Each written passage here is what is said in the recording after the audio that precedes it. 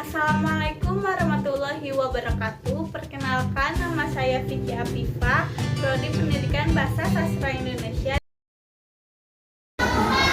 Assalamualaikum warahmatullahi atas waktunya. Sebelumnya izin memperkenalkan diri. Nama saya Vicky Afifa dari Siliwangi, jurusan Pendidikan Bahasa Sastra Indonesia. Di sini saya akan mewawancarai juga Bapak Ibu berkenan. Oh iya, insya Allah ya, Napiki ya, silakan. Baik Bu, sebelumnya nama Ibu dengan Ibu siapa? Nama Ibu Intan Dianida. Baik Bu, kalau Ibu mengajar di sekolah ini, SD Basma Negeri 5 ini mengajarnya sebagai wali kelas atau guru mata pelajaran apa? Ibu mengajar semenjak diangkat menjadi wali kelas. Sekarang menjadi wali kelas 6A. Baik Bu, sebelumnya izin bertanya, Ya. Bu, bagaimana menurut Ibu perbedaan kurikulum pembelajaran zaman sekarang dan kurikulum pembelajaran dulu? Kurikulum zaman sekarang itu lebih ke arah tematik. Ya, kalau kurikulum sebelumnya ke arah mata pelajaran. Kalau misalnya dulu kan ditemukan pelajaran IPA, IPS, PKN, ya, SBDP, kemudian ada juga bahasa Indonesia. Kalau sekarang dibuat menjadi tematik gitu. Di tema dalam 1 tahun itu kalau kelas tinggi tema 1 sampai tema 9. Kalau kelas rendah tema 1 sampai tema 8 yang harus diselesaikan selama 1 tahun. Kalau di kelas tinggi tema 1 sampai 5 di semester 1, tema 6 sampai tema 9 di semester kedua. Baik Bu, pertanyaan selanjutnya, jika sekarang kurikulum apa yang Ibu pakai di SD Basma Negeri 5 ini? Kurikulum yang digunakan sekarang masih kurikulum 13 dan sudah melalui revisi-revisi, mulai revisi 2018 dan revisi 2020. Jadi setiap ada revisi selalu up to date. Mengapa Ibu memilih kurikulum 2013 ini? Oh iya, sebelumnya memang kelas 6 itu menggunakan kurikulum 13 yang terakhir ya. Karena di awal-awal menggunakan kurikulum KTSP hanya secara bertahap, dimulai kelas 1 dengan kelas 4 terlebih dahulu, kemudian kelas 2 dan kelas 5, dan yang terakhir kelas 3 dan kelas 6. Jadi mengikuti kurikulum yang terbaru yang waktu itu ya, sebelum ada kurikulum prototip itu, sekarang baru 4 tahun terakhir ya. Jadi mengikuti kurikulum 13 sebelumnya melalui pelatihan terlebih dahulu ya. Pertanyaan selanjutnya, Ya. jika kurikulum pembelajaran 2013 ini ada kendala, nah solusinya apa sih untuk mengatasi kurikulum? Oh iya, kendalanya yaitu tidak tampak jelas pada saat pemberian evaluasi ya. Kalau dulu kan ini evaluasinya per mata pelajaran, nah sekarang digabung menjadi tema. Terkadang tidak tampak jelas yang mana termasuk PKN, yang mana termasuk IPS. Baik Bu, pertanyaan terakhir, bagaimana menurut pendapat Ibu tentang implementasi pembelajaran mereka belajar? Implementasi mereka belajar itu bagus ya, karena Merdeka Belajar itu menginginkan semua pelajar itu menjadi seorang yang berpancasilais, kemudian merdeka dalam pembelajaran, yang diharapkan nanti bisa memiliki pribadi yang mandiri, memiliki pribadi yang bela kepada nusa bangsa, begitu, sehingga untuk meningkatkan persatuan dan kesatuan di negara Indonesia. Baik Bu, mungkin cukup sekian Ya. wawancara dari Vicky. Mohon maaf bila mengganggu Ibu. Terima Ya. kasih banyak. Mungkin sekian. Iya, sama-sama. Assalamualaikum Pak, mohon maaf mengganggu atas waktunya. Sebelumnya izin memperkenalkan diri, nama saya Vicky Afifa dari IKIP Siliwangi, jurusan Prodi Pendidikan Bahasa Sastra Indonesia, dan teman saya silakan Widianti Caniago. Ya, Kami dari Prodi Pendidikan Bahasa Indonesia dan Sastra Bapak. Nah, semester berapa? semester 2. Semangat. Sebelumnya Bapak, ini saya di sini dan teman saya, ini adalah tugas kuliah saya. Jadi mohon maaf Pak, sebelumnya apakah Bapak berkenan untuk diwawancari oleh kami? Siap. Ya. Mohon maaf Pak, sebelumnya perkenalkan dulu nama Bapak siapa dan Bapak siapa. Baik, terima kasih. Assalamualaikum warahmatullahi wabarakatuh. Waalaikumsalam. Terima kasih atas kedatangannya di episode 8. Ini mungkin sudah yang kesekian kali dari teman-teman adik-adik ini. Sudah berapa ya? Sudah banyak lah pokoknya. Yang kebetulan ya, kesini datang sama dalam rangka mempunyai tugas mata kuliah kurikulum ya pada jalan. Baik, nama saya Yayat Hidayat. Di sini kebetulan diberi saya menjadi wakil kepala sekolah bidang kurikulum atau bidang akademik sejak 2015. Jadi sampai 2000 ini sudah 6 tahun.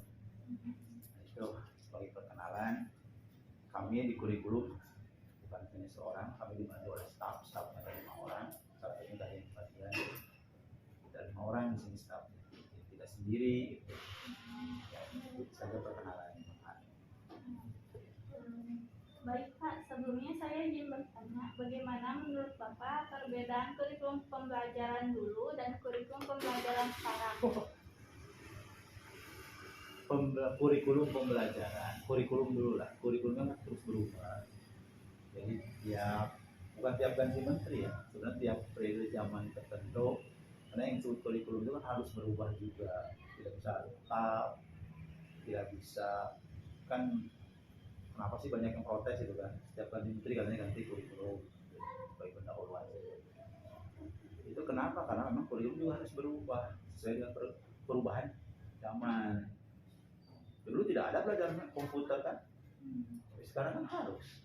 Apalagi nanti sebentar lagi ada penerapan kurikulum merdeka, kurikulum prototype gitu ya. Nanti bulan Juli diterapkan. Oke, untuk perubahan kurikulum dari satu kurikulum ke satu kurikulum yang lain itu memang ada sedikit banyak perbedaan, tapi sebenarnya intinya sama, subjeknya tetap subjeknya tetap mahasiswa. Keberhasilan peserta didik sesuai dengan tujuan pendidikan nasional, menciptakan manusia yang bertakwa pada Tuhan yang Maha Kuasa, ya, dan lain sebagainya dan seterusnya. Ya. Hanya memang ada penekanan tertentu setiap adanya kurikulum. Kurikulum 2000, ada yang dulu pernah ada kurikulum 2004, kurikulum berbasis kompetensi. Kurikulum yang sekarang kurikulum 2013. Bapak di sini ngajarnya udah dari 2015 berarti ya Pak? Saya mengajar dan saya datang di 2009. 2009. Kendala dari kurikulum yang dulu sama yang sekarang itu Pak, yang membuat guru-guru kewalahan itu, boleh nggak Pak sedikit dibicarakan? Oke, penerapan kurikulum 2013 ya, itu kan bagus itu, menekankan pada siswa untuk bisa berpikir secara hot itu kan, high order thinking skill itu. Nah, penerapannya bagus, tapi juga memang diperlukan selain kesiapan gurunya juga termasuk sarana yang mendukung. Ya. Siswa bisa berpikir kritis seperti apa kalau memang sarana juga tidak mendukung di SMP 8. Tapi alhamdulillah kalau SMP 8 ini salah satu sekolah yang pilot project untuk penerapan kurikulum 2013. Kendalanya memang satu, banyaknya guru yang belum menguasai IT. Karena kan saya Bapak lihat kalau untuk penguasaan IT untuk penerapan kurikulum itu juga sangat diperlukan, apalagi dengan situasi sampai sekarang ini ya. Penerapan kurikulum, nah sekarang dari kurikulum 2013 sedang berlangsung ya, dari tahun 2013 sampai saat ini. Namun di tengah-tengah ada pandemi, jadi kan berubah. Namanya juga kurikulum darurat dengan pola pembelajaran yang sangat beda sekali, drastis sekali perubahannya. Nah, kendala yang dihadapi ketika penerapan BDR, belajar dari rumah dalam kurikulum pandemi darurat ini selama pandemi ini, yaitu satu, penguasaan IT ya, dituntut dari gurunya, dari siswanya juga kan. Iya, itu penguasaan. Termasuk juga adalah kepemilikan gadgetnya. Iya kan? Betul, Pak. Ini siswa yang tidak punya HP bagaimana memfasilitasinya? Yang punya HP juga kan belum tentu dia tahu GCR dan lain, ya Google Classroom dan lain sebagainya itu kan. Juga harus ada edukasi. Nah, kapan kita mengedukasinya sementara kita sudah dihentikan nih pembelajarannya waktu 2 tahun yang lalu itu. Waduh, ini gak ada. Akhirnya kalau untuk guru kan solusinya mudah, kita adakan pelatihan, ada sosialisasi, in-house training, workshop dan lain sebagainya. Meskipun tidak boleh berkerumun, tapi kan kita atur saja beberapa orang saja yang hadir bergantian. Alhamdulillah, guru dulu tidak mengenal yang namanya Zoom, tidak kan? Apa itu Zoom?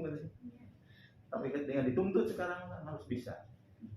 Mengenai kurikulum Pak, kadang banyak siswa yang terlalu capek mengikuti kegiatan ini itu gitu. Jadi sepenting apa sih Pak kurikulum ini untuk siswa sendiri? Kurikulum kan itu seperangkat model program pembelajaran atau mata pelajaran lah yang lebih ringkasnya dari yang harus ditempuh oleh siswa selama 3 tahun kalau di SMP itu kan. Itu sudah dirancang, sudah pas. Kalau 1 minggu itu hanya 40 kalau lagi normal ini ya. Kalau normal itu 2013 itu 1 minggu anak harus ya diberikan 40 jam mata pelajaran. Itu Bapak yakin sudah pas.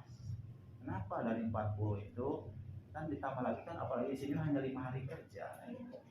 Nah, untuk pengembangan diri siswa nanti hari Sabtu bisa atau misalkan siang-siangnya asal pengaturan waktunya.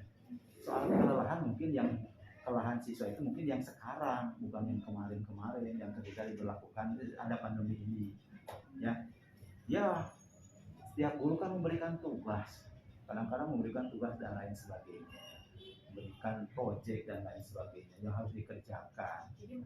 Ya, kadang-kadang kan jadi depresi juga, jadi stres juga, jadi cemas juga. Kenapa? Mereka kan bingung mau bertanya ke siapa. Iya, betul. Orang tua juga tidak mengerti, akhirnya mereka kerjakan ya seadanya saja.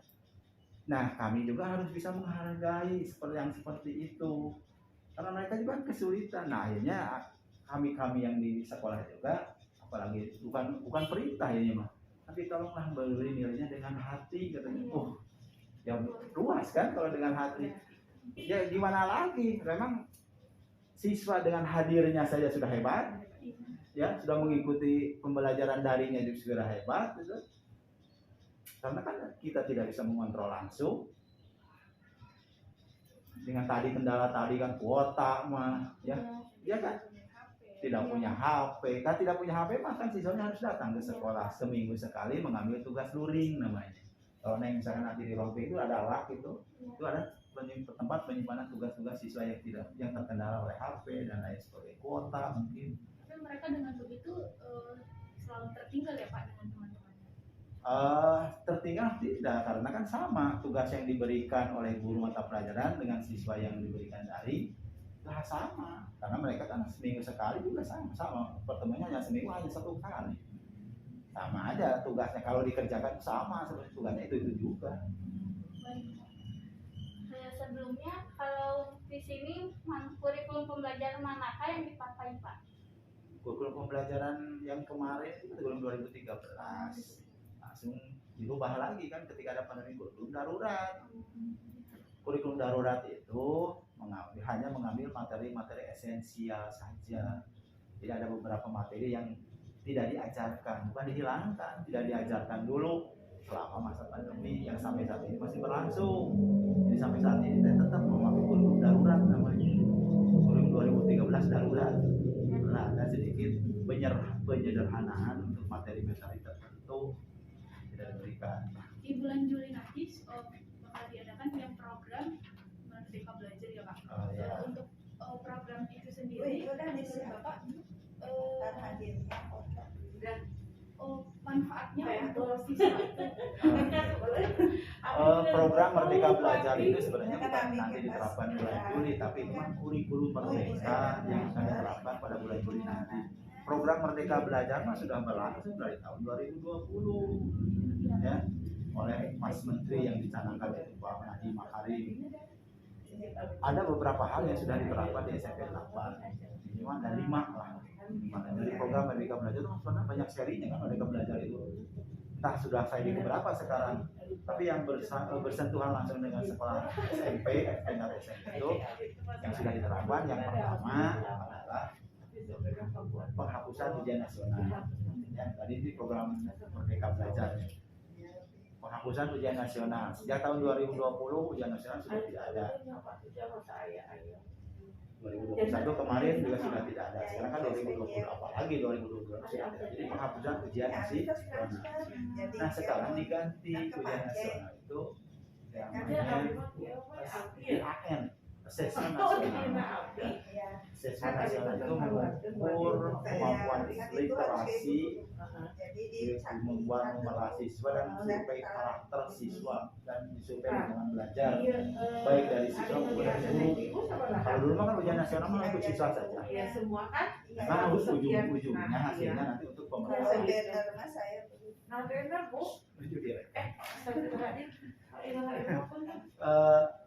Ujung-ujungnya memang kan untuk pemetaan pendidikan nasional. Tapi kan ujian nasional dulu kan dipakai prasyarat untuk PTDB, untuk melanjutkan ke jenjang yang lebih tinggi, untuk kelulusan. Tapi kalau tidak mencapai nilai tertentu dulu kan tidak lulus kalau ujian nasionalnya misalkan nilainya berapa.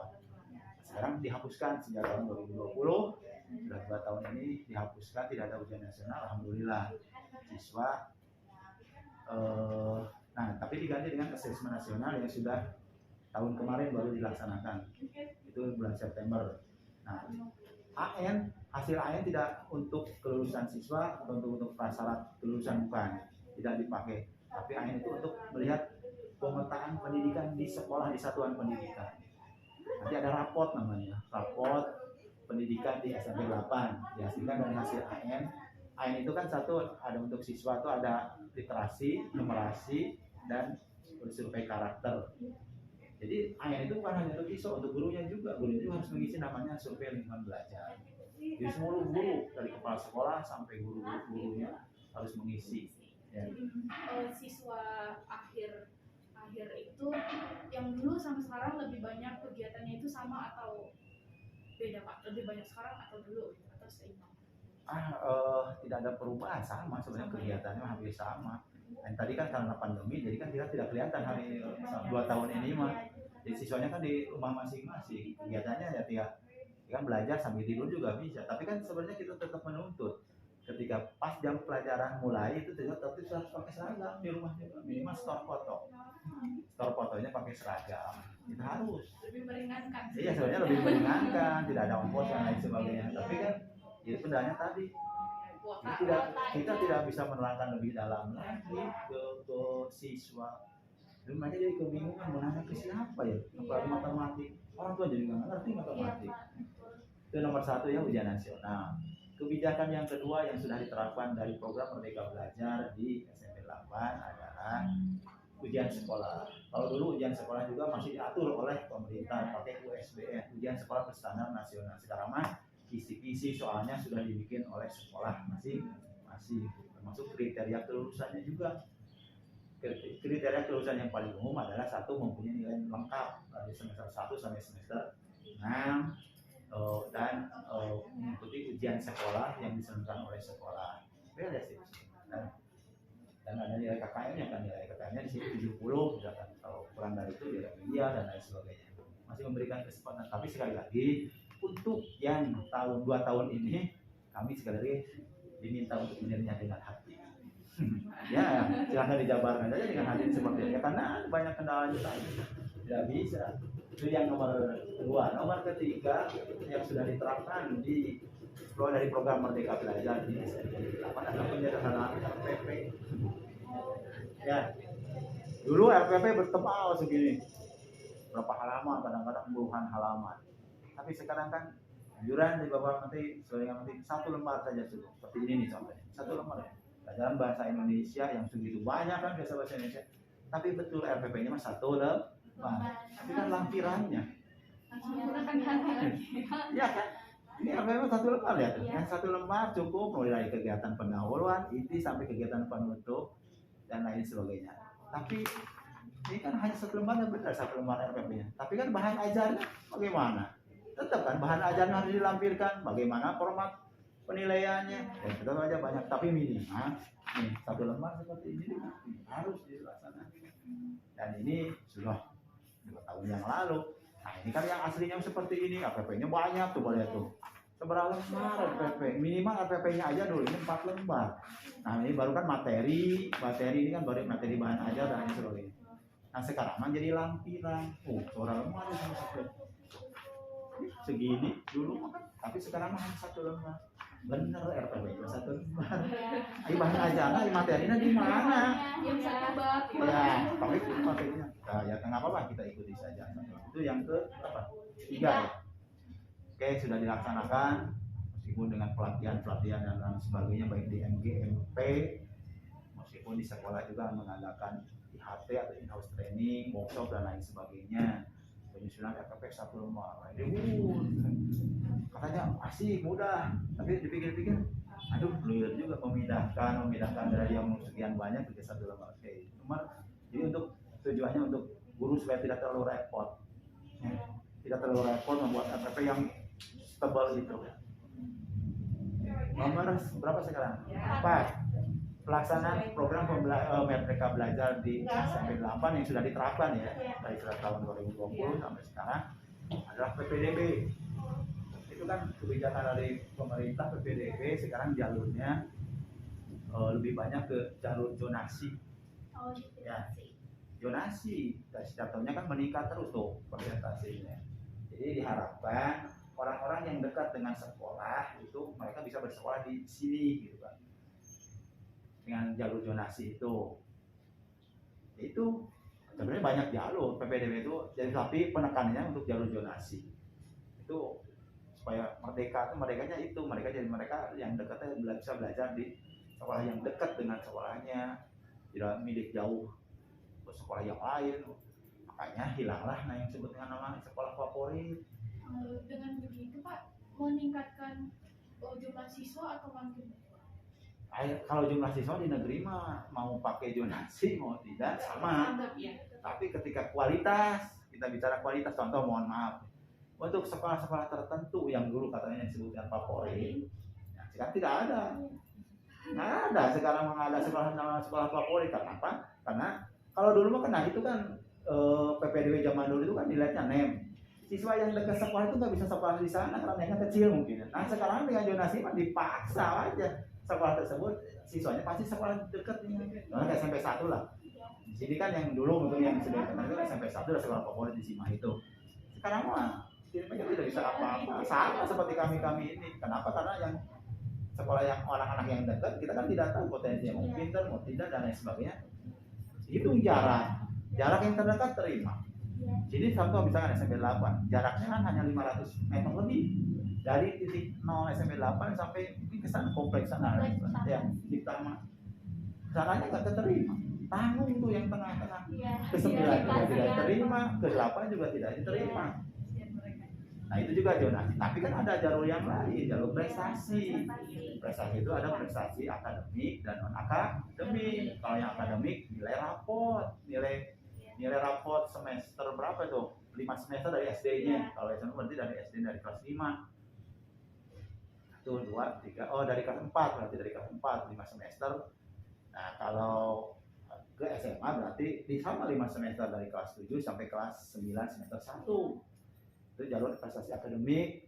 Di samping ada satu lagi non akademik. Kalau non akademik itu kejuaraan baik olahraga maupun kejuaraan ASN atau dulu mah ASN ya, itu ada nilai khusus untuk mereka yang pakai jalur prestasi akademik dan non akademik. Yang satu lagi ada jalur afirmasi itu untuk jalur yang ini yang ekonomi lemah lah istilahnya ya, yang punya dibuktikan dengan keikutsertaan punya kartu PIP, kartu prasejahtera dan lain sebagainya. Itu ada di mahasiswa juga kan? Sama.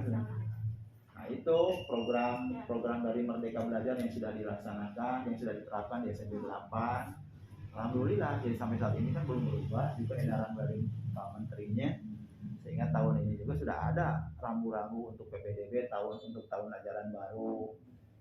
Itu sudah tinggal nanti dijabarkan di daerah masing-masing. Itu sudah dilaksanakan. Mungkin cukup sekian wawancara dari kami. Mohon maaf Pak mengganggu atas waktunya. Terima kasih banyak sudah mau diwawancarai oleh kami. Mohon maaf mengganggu waktunya. Terima kasih Pak. Sudah selesai pembelajarannya nih.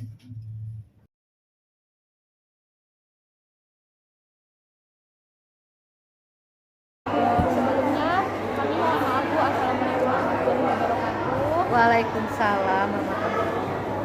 Nama saya Rahma Widianti Caniago dari jurusan Prodi Bahasa Indonesia dan Sastra. Dan nama saya Vicky Afifa dari Siliwangi jurusan Prodi Pendidikan Bahasa Sastra Indonesia. Selamat Bu, sebelumnya nama Ibu dan Ibu siapa? Ibu Novi Kusdian. Baik, kalau Ibu di Mancimahi mengajar sebagai wali kelas atau guru mata pelajaran apa? Satu sebagai wali kelas 12 IPS 2. Kedua sebagai guru mata pelajaran bahasa Inggris kelas 11 IPA dan kelas 12 seluruh jurusan IPA, IPS dan agama. Sebelumnya saya di sini ingin bertanya, menurut pendapat Ibu, perubahan kurikulum baru, pembelajaran baru dan kurikulum pembelajaran lama perbedaannya apa? Oke, untuk sekarang ada perubahannya sedikit. Yang perubahan itu dari kurikulum terbaru yang revisi ke kurikulum masa pandemi. Nah, jadi kurikulumnya esensial, ada penyusutan kompetensi dasar saja yang asalnya misalkan nih kelas 10. Asalnya kan ada 7 kompetensi dasar. Nah, di kurikulum yang pandemi disusut atau hilangkan sebagian menjadi hanya 4 KD dalam 2 semester. Kalau untuk Ibu sendiri udah berapa lama Bu mengajar? Ibu hampir mengajar 19 tahun dari tahun 2003.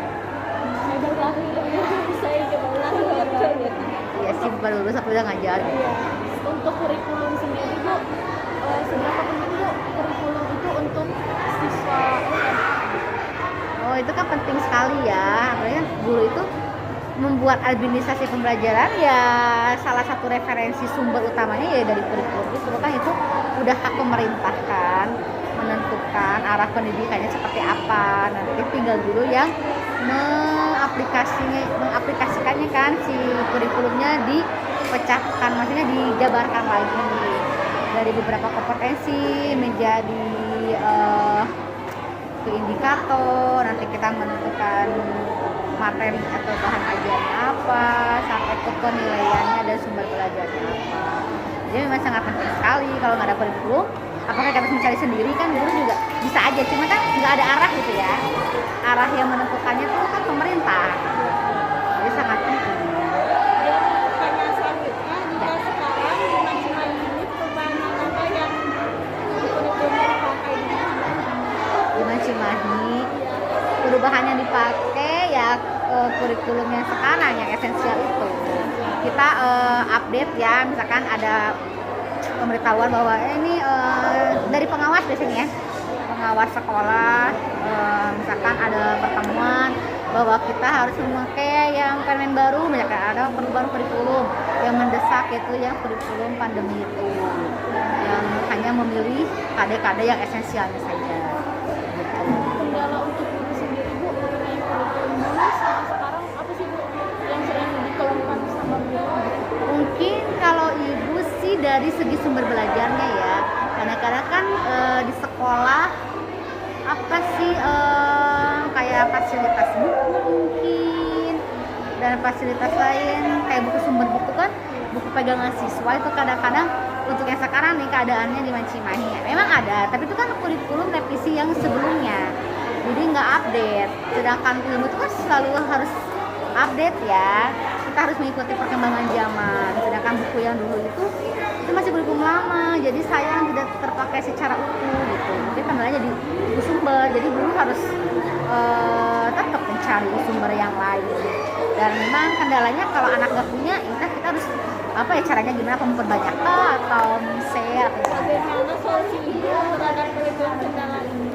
Ya paling ibu kan sekarang biasanya kan dulu, bukan dulu ya, minggu kemarin masih online ya. Ketika belajar online ada kelebihannya, ada kekurangannya. Kelebihannya itu ketika share bahan ajar, materi ajar, misalnya kita cari nih download dari internet atau misalkan dari modul-modul lain, kita tinggal share aja ke anak, ini loh sumbernya ada ini, halaman begini ya, kita bahas seperti itu. Paling begitu. Jadi kita nggak capek untuk memperbanyak. Misalnya kalau di pertemuan tatap muka kan harus mungkin menduplikasi ya, memperbanyak gitu. Hari ini kan Bu sudah ada berjalannya program Merdeka Belajar. Untuk program itu sendiri, menurut Ibu manfaat untuk siswa-siswa ke depannya itu gimana?